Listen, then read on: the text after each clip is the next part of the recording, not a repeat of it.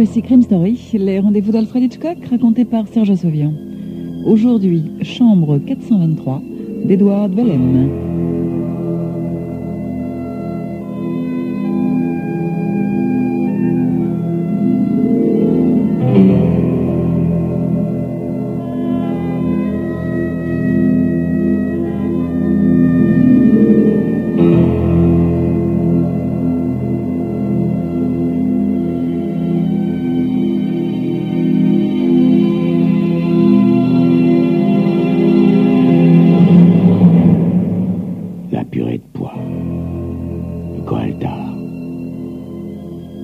Kilomètres de tunnels sous des tonnes et des tonnes de plomb. Les ténèbres. Je ne sais rien, plus rien. J'ai plus de cerveau, plus de corps, plus de nom. Est-ce que je suis toujours vivant? That is the question. Si je suis mort et que je me pose ces questions, c'est qu'il y a quelque chose après. La purée de quoi? Le Coaltar. L'enfer. C'est ça. L'enfer. Parce que forcément, si je suis mort, c'est là que je dois aller. En enfer. C'est drôle parce que en enfer, en principe, il fait chaud. Et là, je grelotte. Est-ce qu'on grelotte quand on est mort? Je pense pas. Il y a quelqu'un près de moi. Je le sens. Enfin, j'entends quelqu'un qui respire près de moi. Sûrement pas un fantôme, n'est-ce pas? Les fantômes, ça respire pas. J'ai envie d'ouvrir un œil, discrètement. Si j'ouvre un œil, c'est que je suis pas mort, non? C'est que je suis seulement dans les vapes. J'entrouvre les yeux. C'est dur, dur. Surtout l'œil droit. Même qu'il n'y a pas moyen de l'ouvrir, l'œil droit. J'ai les paupières soudées. J'arrive à ouvrir l'œil gauche. Je reprends pied dans le monde. Et là, tout s'explique. En un éclair, j'enregistre le lit d'hôpital sur lequel je suis allongé et les menottes qui retiennent ma main droite au rail qui bloque un des côtés du lit. Une bouteille de plasma est suspendue à une potence. Par un tuyau transparent, un liquide jaunâtre s'écoule goutte à goutte jusqu'à une grosse veine de mon bras gauche. Quelqu'un a dû oublier une enclume sur ma poitrine, ou quelque chose dans le genre, parce que, question engourdissement, c'est pire que de la douleur. Elle est serrée dans de la bonne peau, ma poitrine. Mon cœur bat par à coup. À part ça, j'essaie de comprendre.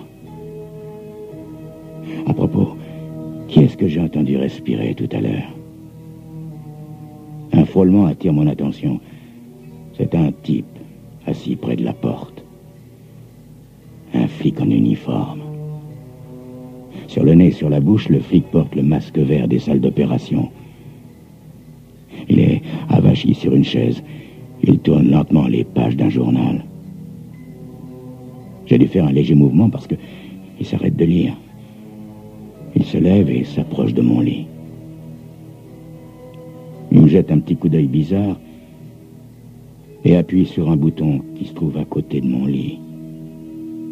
Après quoi, il décroche le téléphone. Chambre 423. Oui, c'est ça. Dites, pouvez envoyer quelqu'un chercher l'inspecteur Nolan? Hein? Je crois qu'il est en train de déjeuner au snack du coin. Dites-lui de venir immédiatement en chambre 423. Merci. Le flic a à peine raccroché qu'une femme en veste et pantalon blanc entre et s'approche de mon lit. Je ne sais pas si elle est jolie, car un masque de salle d'opération cache son visage. À part ça, elle a de beaux yeux, tu sais. Un stéthoscope enroulé sort de sa poche. Elle fait glisser l'anneau de métal le long de mon poignet et prend mon pouls. Il me semble qu'elle hoche légèrement la tête. Je sens la vie qui file sous ses doigts. Mon cœur bat la chamade. La femme m'ausculte. Ses beaux yeux sont graves. Elle dit pas un mot. Elle remet son stéthoscope dans sa poche et fait demi-tour en m'ignorant totalement. Mais c'est que je voudrais savoir ce qui se passe.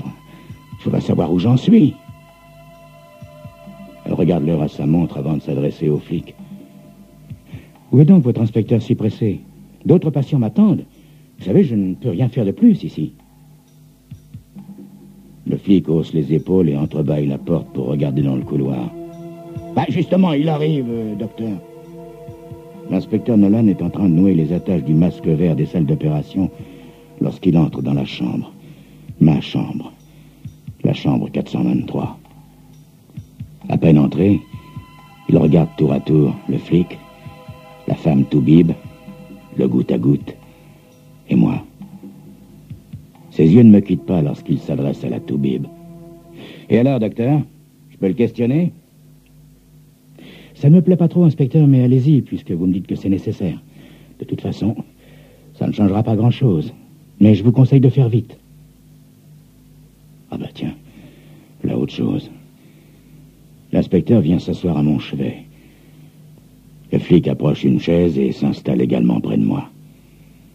La femme Toubib recule jusqu'au mur et s'y appuie d'un air fatigué, en détournant légèrement la tête.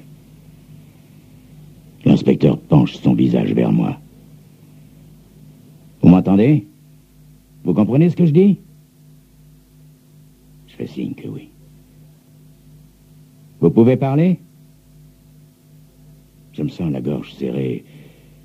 Je me demande si j'en suis vraiment capable.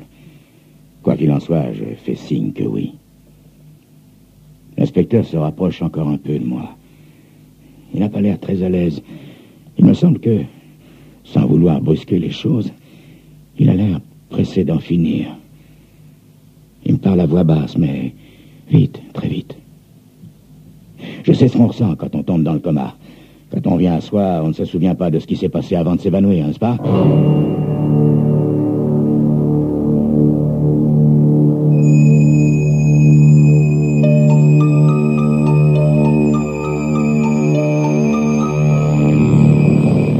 Ça, c'est bien vrai.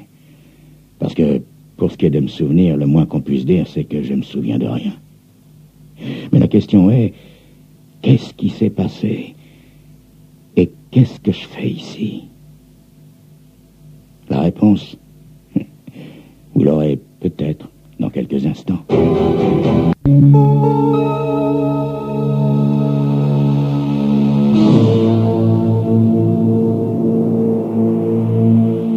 L'inspecteur Nolan jette un œil à la doctoresse avant de continuer. Benson, je suppose que tu n'as pas la moindre idée de ce qui a pu se passer avant qu'on t'amène ici, hein? Je fais non de la tête. Ouais, c'est bien ce qui me semblait. Mais comme on me paye pour faire des déductions, voilà ce que j'ai pu déduire sur ton cas, Benson. Quelqu'un t'est tombé sur le rable et t'a amoché. Méchamment amoché, tu vois? Je vois pas, mais je sens. Ça doit pas être beau à voir à l'intérieur, Benson. Il semblerait que t'aies fait une hémorragie interne avant qu'une petite vieille te découvre par hasard dans un tas de poubelles. J'ai rien volé. Hein? Qu'est-ce que tu dis, Benson? J'ai rien volé dans les poubelles. Je le jure. T'es un marrant, hein, Benson? Mais attends la suite. Je sais pas si ton humour tiendra le coup. Après ça, on t'a emmené à l'hosto et le Toubib t'a raccommodé tant bien que mal. L'ennui, vois-tu, Benson, c'est qu'on n'arrive pas à arrêter l'hémorragie. Tu comprends ce que ça veut dire? Tu parles que je comprends. Celui ou ceux qui ont fait ça courent toujours. Et on aimerait mettre la main dessus. Tu piges, Benson?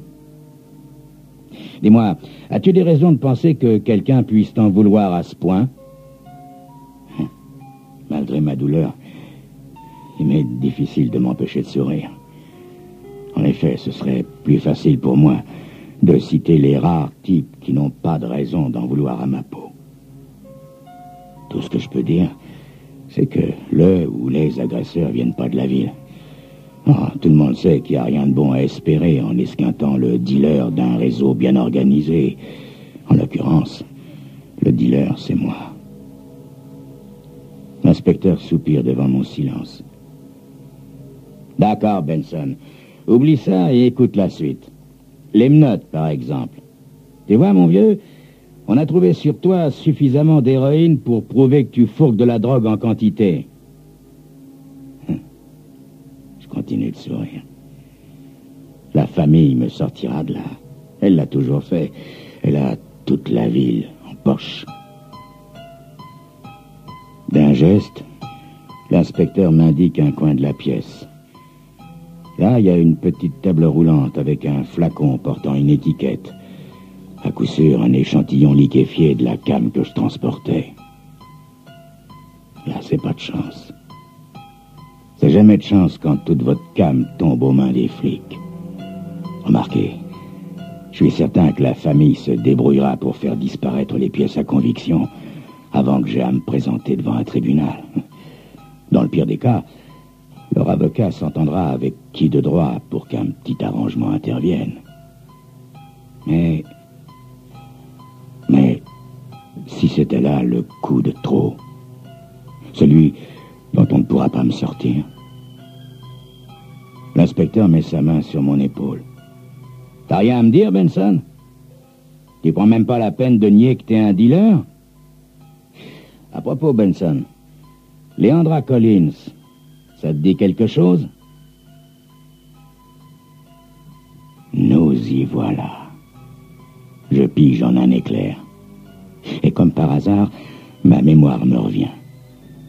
Les deux hommes qui me suivaient et qui m'ont entraîné de force dans une petite rue déserte pour un tabassage en règle. La ressemblance de ces deux types, leur ressemblance réciproque et aussi leur air de famille avec la fille, avec Leandra Collins. Ces deux mecs, c'étaient les frères aînés de la môme Collins. L'éclair qui passe dans mon regard n'échappe pas à Nolan. La petite Collins est morte d'une overdose, Benson. L'héroïne que le labo a trouvée dans son sang est exactement la même que celle que tu transportais. Bizarre, n'est-ce pas? Un lourd silence s'abat dans la chambre. Un silence de mort, si vous voyez. Écoute, Benson, je vais te dire exactement où tu en es. Tu vas mourir, mon vieux, et dans pas longtemps. Alors, pourquoi ne pas libérer ta conscience, hein?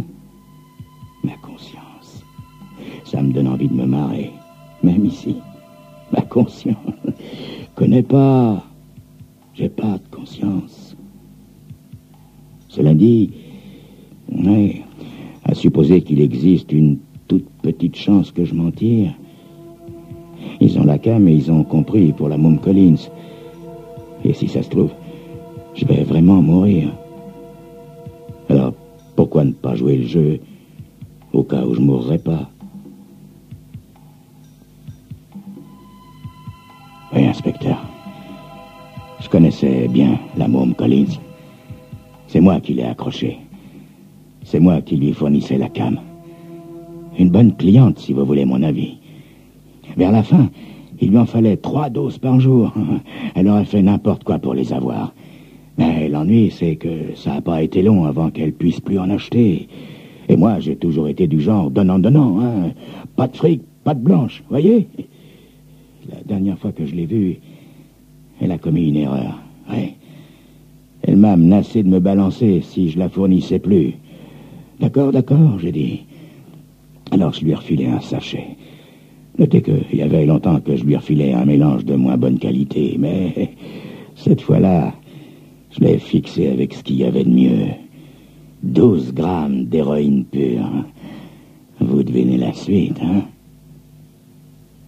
Dans la chambre, la tension se relâche, mais le silence prolongé qui s'épaissit est lourd de menaces. La femme Toubib s'approche de moi et me retire l'aiguille du goutte à goutte. « Hé, docteur, mais qu'est-ce qui vous prend ?» C'est Nolan qui répond pour elle. « Sacré Benson, tu cours pas le moindre risque, va. T'as jamais perdu une goutte de sang. Ton cœur est en très bon état. Le seul traitement que t'as dû supporter est un petit quelque chose qui te donne des palpitations, juste pour te faire peur. On a pensé que si tu te croyais mourant, tu dirais peut-être la vérité pour la première fois de ta vie. Alors là, chapeau. J'ai été eu en beauté, comme on dit. Ça tiendra jamais devant un tribunal, inspecteur. Votre piège tient pas. Un sentiment de soulagement m'envahit. Ils viennent peut-être de m'arracher la vérité, mais qu'est-ce qu'ils peuvent en faire, hein? Et si vous avez enregistré sur bande mon ultime confession, ça tiendra jamais devant un tribunal, inspecteur. Aucune justice n'acceptera ça comme preuve. L'inspecteur hoche la tête. Benson, tout ce qu'on voulait entendre, c'est la vérité. Et on l'a entendu. L'un après l'autre, l'inspecteur, la femme Toubib et le flic enlèvent leur masque. La ressemblance. L'inspecteur et le flic sont bidons. Tout est faux. C'est les deux types qui m'ont tabassé, histoire que je tombe dans les pommes. Mon sang se glace dans mes veines. La femme en blanc s'approche de la table roulante et, calmement, emplit une grande seringue avec le liquide du flacon qui est sur la table. Ma cam. Tout est silencieux. Trop silencieux pour un hôpital. Pas de sonnerie de téléphone, pas de roulement de chariot, pas de bavardage, pas de télé. Tout est bidon. C'est pas un hôpital ici. C'est un traquenard. Comme si elle l'avait fait toute sa vie, la femme prépare un tampon avec de l'alcool. Mais elle se rend compte que c'est pas nécessaire. Alors, elle laisse tomber le tampon dans la corbeille. Les deux hommes m'immobilisent pendant que la femme roule ma manche droite au-dessus du coude, pendant qu'elle cherche ma veine. Ce coup-ci, c'est bien fini. Je vais mourir. Je vais mourir d'une overdose. Comme la petite Collins.